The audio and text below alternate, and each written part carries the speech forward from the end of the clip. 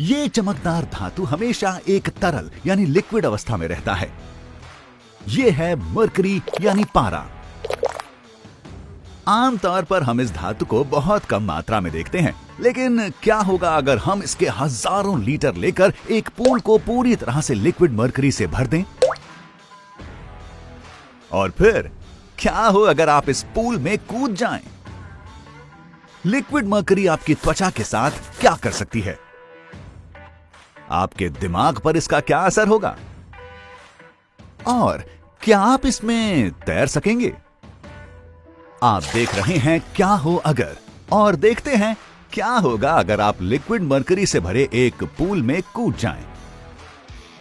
Mercury पानी की तुलना में 13 गुना ज्यादा गाढ़ी होती है और काफी वजनदार भी। पानी के मुकाबले ज्यादा पृष्ठ तनाव यानी सरफेस टेंशन के चलते इसकी मोटाई भी ज्यादा होती है। तो इस तरल धातु से भरे एक पूल में कूदने पर आपको कैसा महसूस होगा? इससे पहले कि हम अपने पूल को लिक्विड मरकरी से भरें, हमें ढेर सारी मरकरी की जरूरत होगी। मरकरी पृथ्वी के क्रस्ट में बहुत कम मात्रा में पाया जाने वाला एक धातु है और इतनी कम मात्रा में होने की वजह से ये बहुत महंगा भी है। एक पूरे पूल को लिक्विड मरकरी से भरने में करोड़ों का नहीं तो लाखों का खर्च तो जरूर आएगा। एक बार ये सारी लिक्विड मरकरी आपके हाथ लग जाए तो आप अपना पूल भर सकते हैं।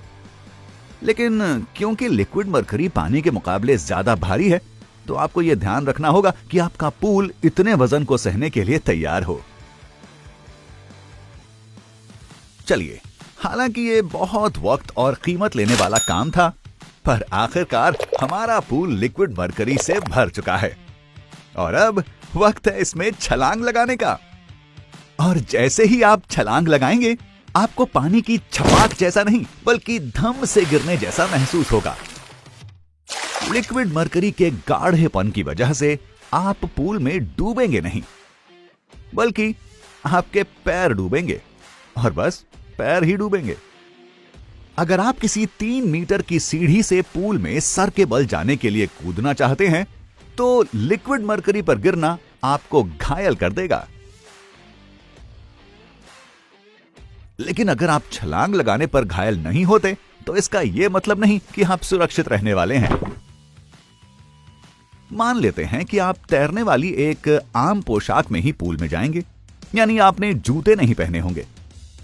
इसका मतलब हमारे पैरों का लिक्विड मरकरी से सीधा संपर्क होगा। इससे तेज जलन और खुजली होगी और यह वक्त के साथ बिगड़ता चला जाएगा, क्योंकि काफी संभावना है कि लगातार अपने पैरों पर खड़े रहने से आपका संतुलन बिगड़ जाए। ये पानी जैसे जेलों में खड़े रहने जैसा होगा और इसमें संतुलन बनाए रखना बेहद मुश्किल होगा। तो आप अपनी पीठ या पेट के बल पर गिर सकते हैं। आप डूबेंगे तब भी नहीं, लेकिन अब आपका पूरा शरीर लिक्विड मरकरी से ढक जाएगा और ये जितनी देर आपकी त्वचा पर रहेगी, स्थिति उतनी ही बिगड़ती जाएगी। लिक्विड मरकरी से लंबे वक्त तक संपर्क रहे तो त्वचा इसे सोख लेती है और एक बार ये हो जाए तो मरकरी आपके दिमाग समेत शरीर के दूसरे अंगों में जाने लगेगी। अब मरकरी के जहर का असर शुरू होगा।